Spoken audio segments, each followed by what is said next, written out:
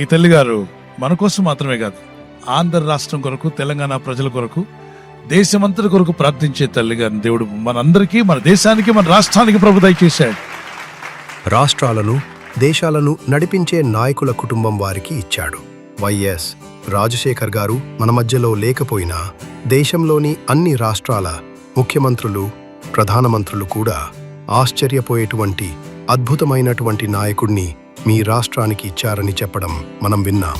వారు మన మధ్య నుండి వెళ్లిపోయిన మరొక నాయకుడిని లేవనెత్తి జగన్ గారిని, షర్మిల గారిని కూడా దేవుడు దయచేశారు. అందును బట్టి స్తోత్రాలు చెల్లిస్తున్నాం. ప్రైజ్ ది లార్డ్ అమ్మా. ఇక్కడ చేరి వచ్చిన వారందరికీ, లైఫ్ చేంజింగ్ మరి సభ్యులందరికీ కూడా, మీకు అందరికీ కూడా నేను హృదయపూర్వక వందనాలు చెల్లించుకుంటా ఉన్నా. ఈరోజు మరి స్టీఫెన్ పౌల్ గారి 33 సంవత్సరాల పరిచర్య అంటే, మరి ఇంత దూరం, ఇంత సుదీర్ఘ ప్రయాణం, మరి దాంట్లో ఎన్నో కష్టాలు ఉంటాయి, ఎన్నో బాధలు ఉంటాయి.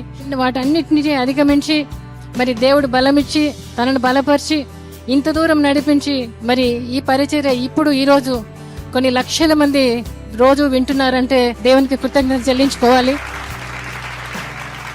మరి స్టీఫెన్ పౌల్ మరి ఆదివారం ప్రీచ్ చేసిపోయే పాస్టర్గా కాకుండా, ఇవాంజలిస్ట్గా కాకుండా, మరి ప్రతిరోజు ఉదయ సాయంకాలంలో ప్రార్థనలు అయితేనేమి, ఎన్నో మీటింగులు యవనస్తుల కోసము, స్త్రీల కోసము, శైలమ ఉపవాస ప్రార్థనలు అయితేనేమి, దేవుని రాజ్యంలో మనల్ని పౌరులుగా చేయటం కోసం, మనల్ని సంపూర్ణులుగా, పరిపూర్ణులుగా చేయటం కోసం నిరంతరము శ్రమిస్తా ఉన్నాడు. తన ప్రయత్నాన్ని దేవుడు ఆశీర్వదించాలని దేవుని కోరుకుంటా ఉన్నా. తను ఇంకా గొప్పగా సేవ చేయాలని నేను కోరుకుంటా ఉన్నా. ఈ తల్లి గారు వారు బైబిల్ పట్టుకుని నడుస్తారనే కాదు, వారు రాస్తున్న పుస్తకాలు ఒకటి చూడండి ఎంత సైజులు ఉన్నాయో. దేవుని వాక్యాలతో కూడిన పుస్తకాలు, ఇలాంటివి మరెన్నో పుస్తకాలు. దేవుని వాక్యాన్ని ధ్యానించి, ఆ వాక్యంతో సమయం గడిపి, ప్రతిరోజు కొంత సమయాన్ని వెచ్చించి ప్రభు ఇచ్చిన మాటలు వారు రాస్తూ వస్తూ ఉన్నారు. వారు ఒక మాట చెప్తారు, ఎప్పుడు మీ లైవ్ వింటూనే ఉంటానయ్యా, మీ వాక్యము, మీ పాటలు, ఉదయకాల ప్రార్థన, సాయంకాల ప్రార్థన, మీ ప్రార్థనలు, మీ ఆరాధనలు. అమ్మ, మీకు ఇంత టైం ఎక్కడ దొరుకుతుందని అడిగా. అవి రాయడం దేవుడు ఆ కృపనిచ్చాడు.